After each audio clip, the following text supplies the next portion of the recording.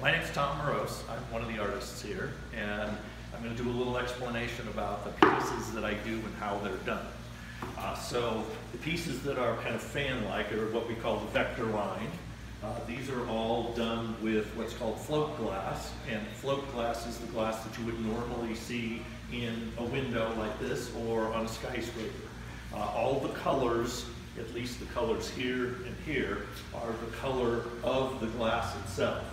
There's then coatings that can be put on, like in this particular case. This is actually clear glass that has a gold coating over the top of it. And then we have another one over here, which this is also clear glass, but this has a dichroic coating on it. And the dichroic coating is something that I actually do in my shop. As far as I know, I'm the only artist that has a dichroic chamber also. So it's a bit of a specialty item. So part of the reason that you see differences in the price, other than obviously the size of the piece, is the coating type. Doing a dichroic coating is substantially more difficult than not doing a coating at all. And it's even a lot more difficult than doing, let's say, something like a gold coating. And the gold coating, we'll come back over here, the gold coating is something that it's a spectacular looking piece. The issue with the gold is it reflects the ultraviolet, and the glue which puts these together, which technically is called chemical bonding. So from a fancy term, it's chemical bonding. From the normal term, it's gluing it together. The actual glue is set up with ultraviolet light, and gold reflects ultraviolet really well. So it takes a lot longer to make this piece. Plus, any little tiny defect in the gold surface becomes really visible. So we have to be very, very careful with the glass, and we lose more pieces of glass because of that. And consequently, it's more expensive because of that. Not to mention, getting the gold glass is very difficult. It took me about 5 years to find the glass, and I had to buy an entire case of it, which is the sheets of glass come 84 inches tall, 130 inches wide. So you have to take these sheets, cut them, and then after we cut them, we bevel them on the edges. Same thing with that glass. And then after it's beveled, I hand cut everything. I have a little template that I lay down, and I just score it with like a $1.59 glass cutter and break them off. And then all the edges are finished off so that there's no chips, no visible chips, and you can't cut yourself on glass or anything. And after that, and after it's cleaned about 4 times, you clean it one more time, and then you assemble the piece. And after it's assembled, it goes into the box, and off it goes to its new home. The other type of thing that I do is the optic crystal work.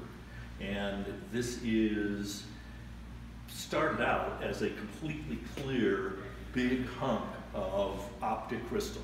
And you can buy the optic crystal from a couple of different locations. There's maybe 3 or 4 locations here in the United States where you can buy it. And there's 2 or 3 locations, one in Japan and another one I think in Germany, and maybe 1 or 2 other locations in the world where you can buy this optic crystal. It's used for making things like big telescope mirrors and lenses, things like that. So we buy these big giant pieces, use diamond saws to cut it into the approximate shape. In this particular case, they're cubes that are 4 by 4 inches.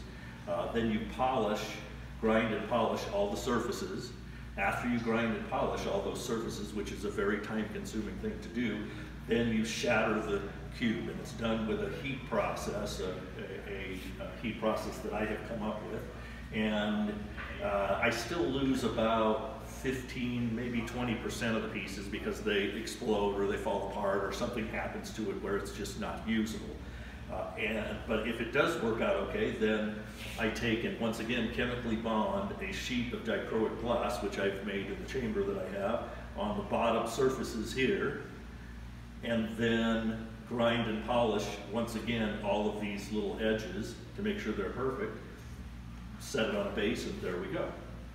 So that's the basic process of doing it.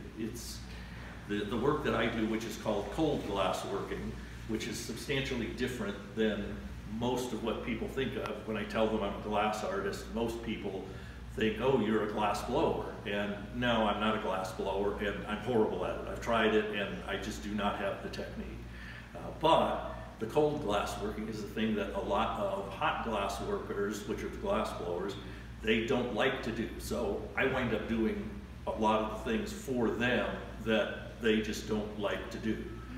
You can see actually in the gallery some other pieces that are blown that have had some cold working done on them. So when you visit the gallery, it's a chance to learn something new. Excellent.